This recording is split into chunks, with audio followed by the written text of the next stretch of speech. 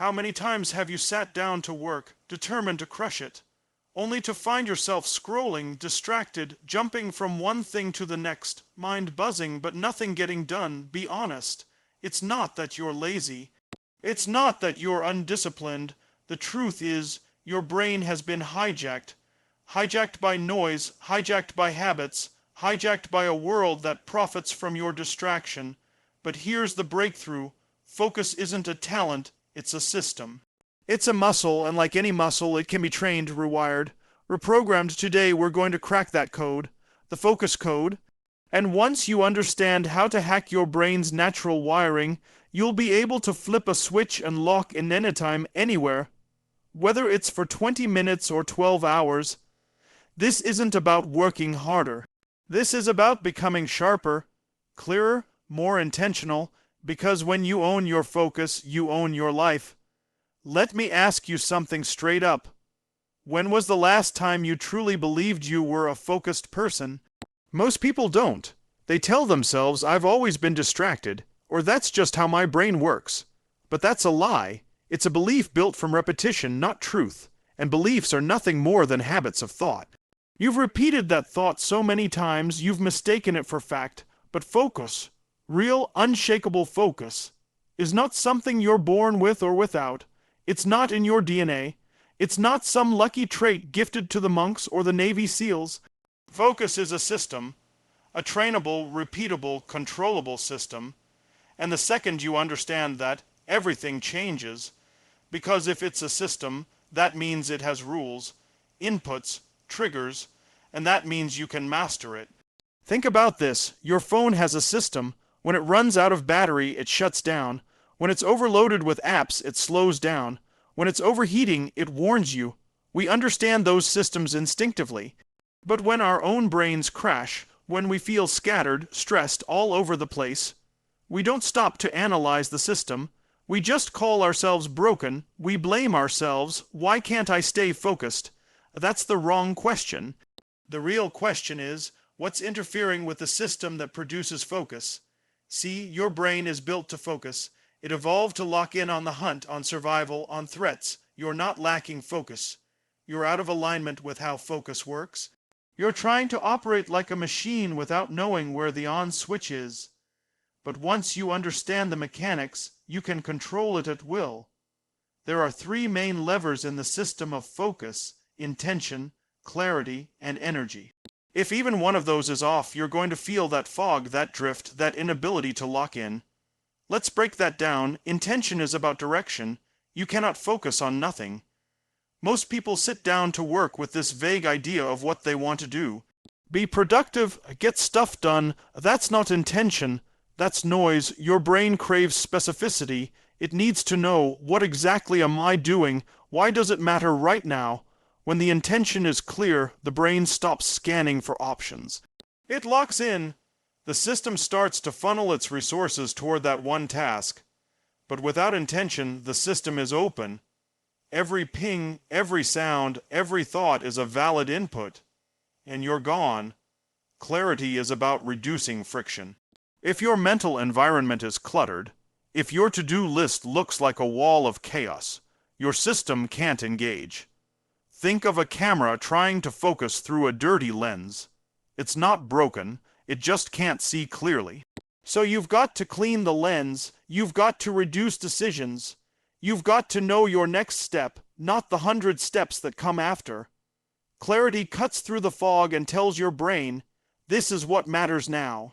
And then there's energy. This is the fuel. Focus is not just mental, it's physical. It takes glucose, oxygen, neurochemicals like dopamine and norepinephrine. If your body is out of rhythm, bad sleep, no movement, blood sugar spikes. You can't expect laser focus. You can't operate a Ferrari on watered-down gas. You've got to manage your physiology like an athlete, because your brain is part of your body. You can't separate the two. Now, here's the kicker. When these three levers are aligned, focus becomes natural. You don't try to concentrate, you don't fight with distractions, the system is working, you're in flow, you're sharp, alert, and time starts bending. Minutes feel like seconds, you produce more in 30 minutes than most people do all day. And it's not magic, it's not willpower, it's alignment, that's the system, but most people try to brute. force their way into focus, they grit their teeth.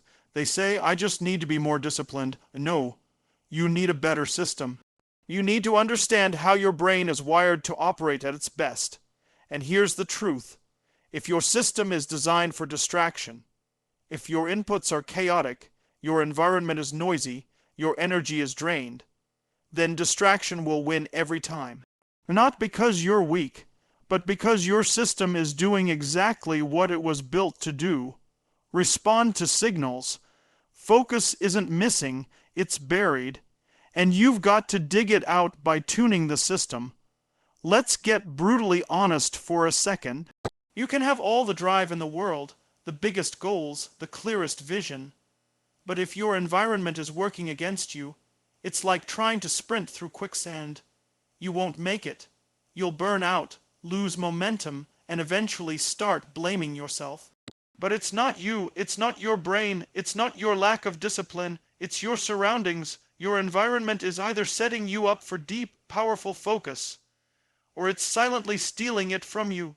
People think focus is an internal game. They think it's all about grit, discipline, or willpower, and yeah, that plays a role. But here's the secret high performers know. Focus is built outside of you before it ever shows up inside of you. Your brain is constantly responding to signals. It doesn't operate in isolation. It reacts to noise, to light, to movement, to clutter. Every ping, every vibration, every open tab, every unmade decision around you. That's a drain on your cognitive energy. That's a leak in your focus. Let me paint the picture. You wake up, grab your phone first thing, scroll through a flood of messages, emails, headlines, dopamine hits, bad news, someone else's success story, someone else's problem. Before your feet hit the ground, your nervous system is hijacked. You sit down to work and you've got 10 tabs open, Slack buzzing, inbox filling, background noise humming, your brain constantly checking for the next fire. And then you wonder why you can't concentrate. It's not a mystery, it's design. You're operating in an environment that's optimized for distraction. Now flip it. Imagine waking up and your phone is nowhere near your bed. Your first 20 minutes are yours. Movement, hydration, maybe even silence. You sit down to work and there's only one screen open. No notifications. Your space is clean. You know what you're working on, why it matters, and you've already told your brain, this is what we're doing. You didn't stumble into that clarity, you designed it. That's the power of environment. Here's what most people miss. Your environment is constantly communicating with your nervous system. It's either signaling safety, clarity, and focus, or it's signaling danger, uncertainty, and chaos, and your brain reacts accordingly. If your space is cluttered, your brain is cluttered. If your digital life is a mess, your mental life is scattered. This is not philosophy, it's biology. Your brain is trying to process everything it sees. Every object in your field of vision that isn't related to your task is stealing processing power. You might not feel it, but it's happening. And over time, that drain adds up. Now, this isn't just about minimalism or aesthetics. It's about intentionality. Are you designing your environment to support focus, or are you allowing your environment to default to chaos? Are your tools helping you concentrate, or are they competing for your attention? You've got to stop seeing your space as neutral. It's not. It's either pulling you forward or holding you back. There is no middle ground. And let's go beyond physical space. Let's talk about people. Because your environment isn't just what's around you, it's who's around you. If you're surrounded by people who are constantly interrupting, venting, dragging you into their drama, you're not in a focus, friendly environment. You're in a distraction trap. Energy is contagious. Mood is contagious. If the people around you are operating at a low level of consciousness, that vibration seeps into your state. That's not weakness. That's human. You need to protect your mental space the same way you'd protect your physical health. Here's another layer, your digital environment. Your phone, your apps, your notifications. These are part of your world. Every swipe, every alert, every just check for a second, a moment is pulling you out of flow. Focus is fragile. It takes time to build and seconds to break, and once you're out of it, it takes real effort to get back in. That's why hyper-formers don't just manage their time, they manage their inputs. They decide what gets through the gate, because they know once it's in, it's influencing their state. You've got to treat your environment like a sacred space. Your desk, your screens, your morning routine, your workspace. All of it should send one loud message to your brain. This is where we lock in. You don't need more motivation. You don't need more apps. You need fewer distractions. You need cleaner space. You need to engineer a context where focus becomes the default, not the exception. Your brain isn't built for constant focus. It's built for survival. It's designed to scan, to react, to keep you alive. That means your default setting isn't deep concentration. It's constant awareness. Now, that worked great when we were running from predators or hunting for food. But today, that same wiring gets hijacked. Hijacked by dopamine loops. Hijacked by clickbait. Hijacked by every shiny object on your screen, every message, every red notification dot screaming for your attention. And here's the game changer. When you understand how your neurochemistry works, you stop fighting your brain and start using it.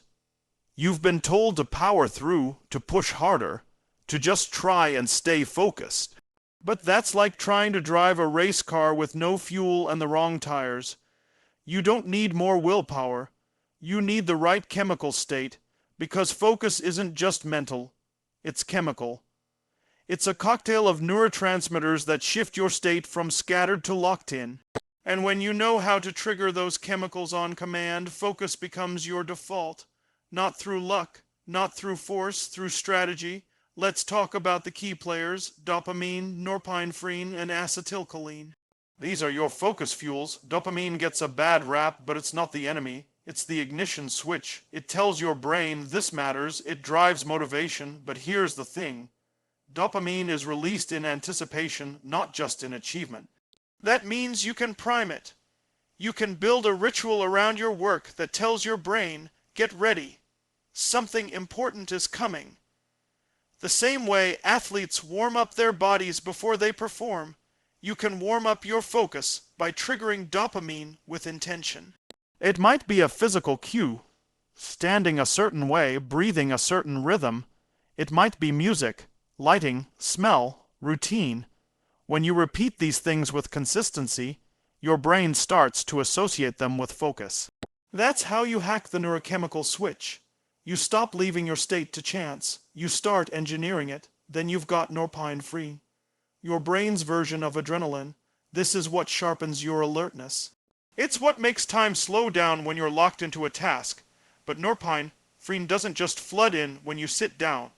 It responds to novelty, urgency, and risk.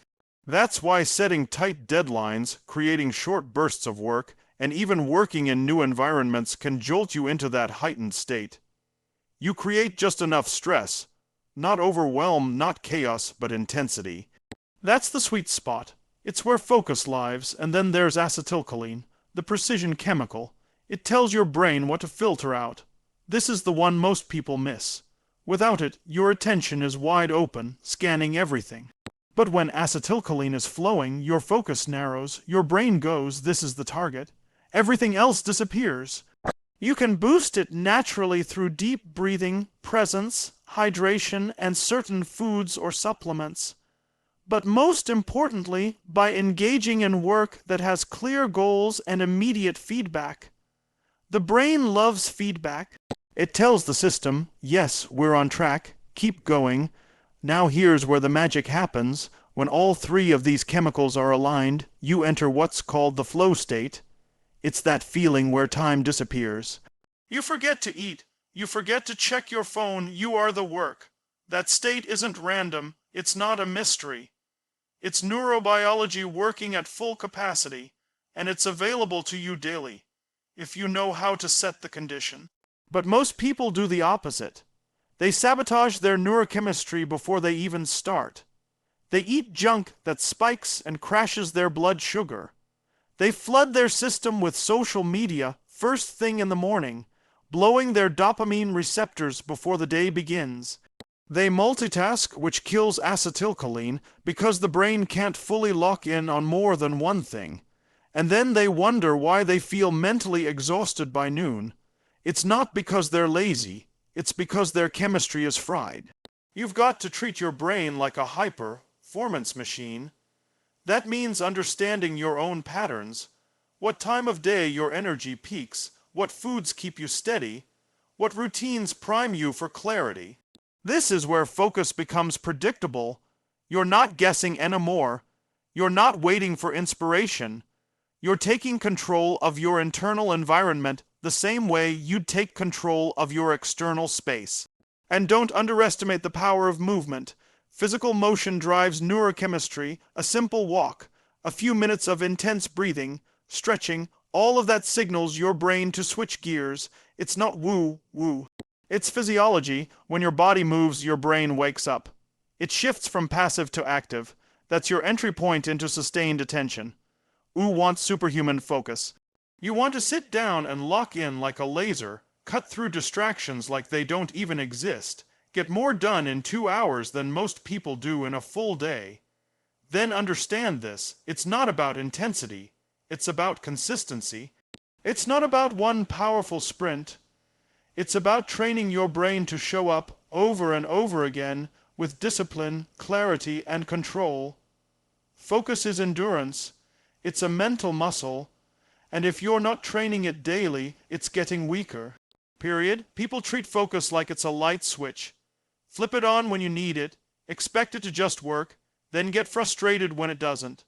But would you walk into a gym after months on the couch and expect to deadlift 300 pounds? Of course not. Yet that's what most people are doing with their attention. They haven't trained it. They haven't conditioned their mind to stay on target, and then they blame themselves when they burn out, zone out, or jump from task to task like a ping-pong ball in a wind tunnel. The brain doesn't build strength through willpower. It builds strength through repetition. Just like the body, you do the reps, you get the result. You stretch your focus just a little longer every day. You teach your mind to stay with discomfort. You build that tolerance, that resilience, that inner stability, because real focus isn't comfortable. It's demanding. It requires effort. And most people haven't built the endurance to stay in that zone for more than a few minutes.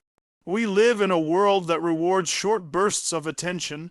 Click this, swipe that, watch for 15 seconds, move on. Everything is designed to reset your brain's threshold for boredom. And when you try to do deep work, your brain panics. It's not used to stillness, it's not used to silence, so it fights, it wants the hit, the escape, the stimulation. That's where the training begins. You don't run from that discomfort. You lean into it.